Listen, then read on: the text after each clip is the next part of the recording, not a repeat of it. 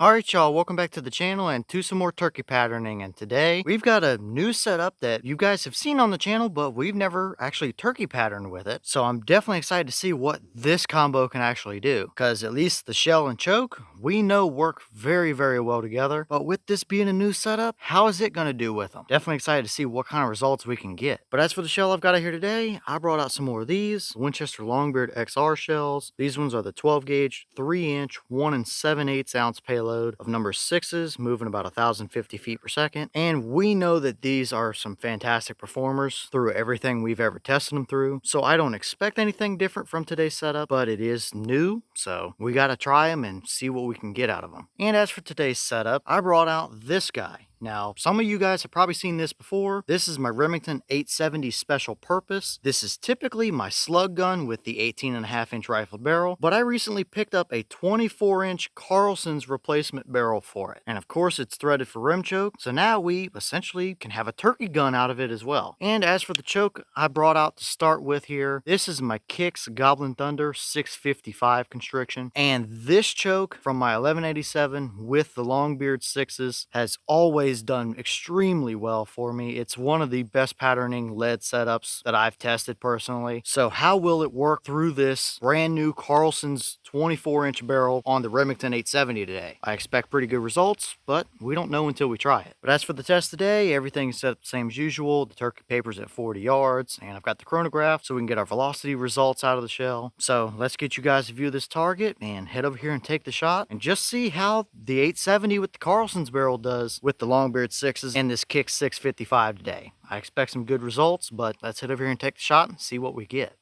Alright, I do apologize real quick. The camera for the target did not record the actual shot for one reason or another, so this screenshot is all I have, but let's hop over to the chronograph and see what kind of velocity we got. Okay, so that shell gave us 1113 through the chrono. The boss claim is 1050, so we are a little bit above that claim, but that is not at all unusual for these shells. Typically, we see mid to upper 1100s, at least through my 1187, which has a 28-inch barrel. So with this one being a 24, low 1100s is pretty much exactly what I would expect to see. So nothing too strange up here as far as our velocity goes, but what kind of a pattern did we actually get down at 40 yards? Let's go check it out and see what it gave us.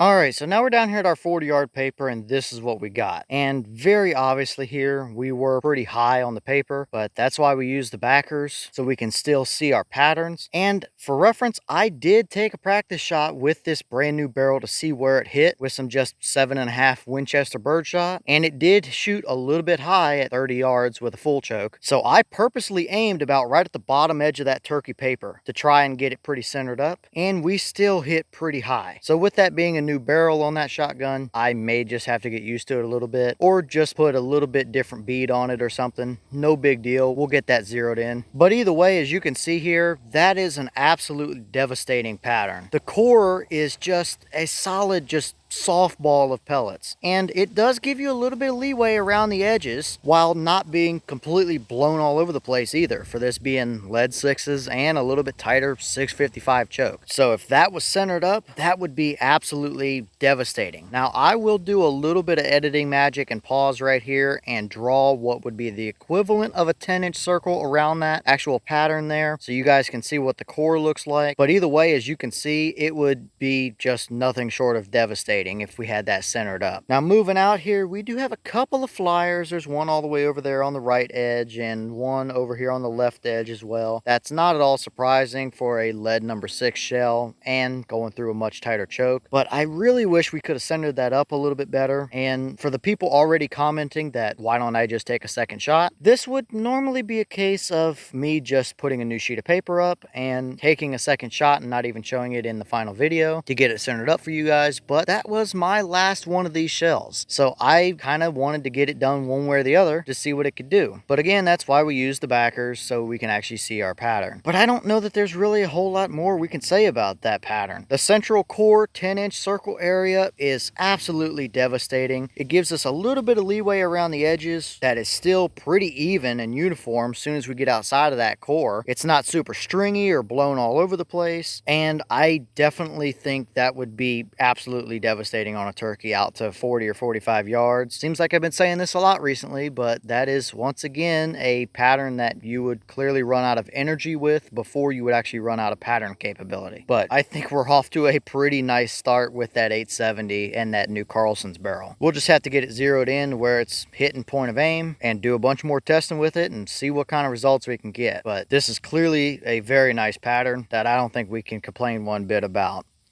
Okay, and here's the wad from that shell, and it is just your standard Winchester Longbeard XR wad. As you can see, it is definitely a little bit more beat up than usual. You've got the little tears on the edges here. This one pedal is folded over backwards with a bunch of snagging on it. This is not at all unusual for what we see with wads like this going through Kicks chokes. For whatever reason, Kicks chokes, probably due to the porting, just are not very nice on wads. So although it is pretty beat up, it's nothing out of the ordinary or that I wouldn't expect to see through this particular setup. But clearly it still did its job just fine. So I don't think there's much we can complain about, all things considered here.